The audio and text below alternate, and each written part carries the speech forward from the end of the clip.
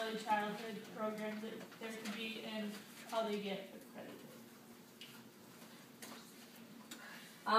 There are several factors of early childhood education programs.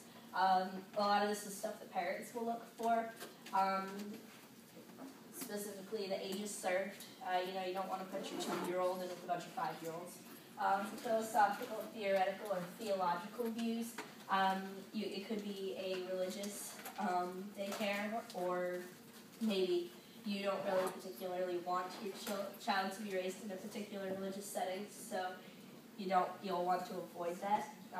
Or maybe you're concerned about some sort of political view, or maybe the daycare is too conservative or you're too liberal. It's just depending on what your preferences are as a family.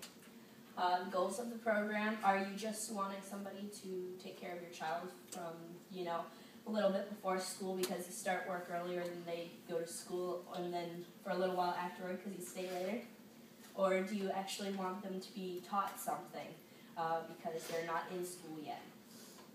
The purpose for which the program was created, kind of the same thing as the goals of the program, just what you want to accomplish by putting your child into that program.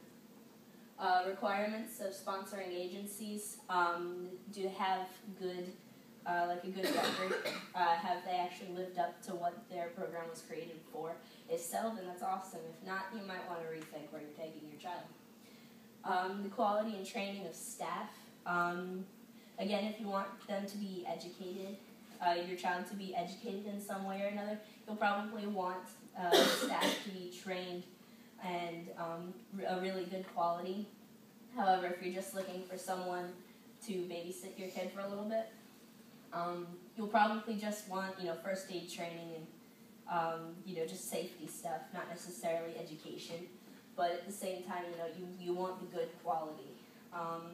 The shape, size, and location of the physical environment.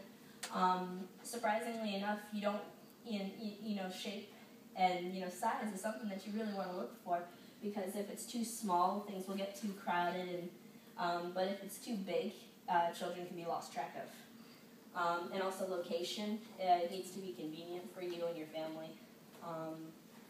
It makes everybody look better when you're going to a daycare if they're trying to live by these standards, and they're going to strive to meet all of them, and which will be better for our children. Yeah. As you can see between the two, I don't think you really want to send your child to somewhere, even if you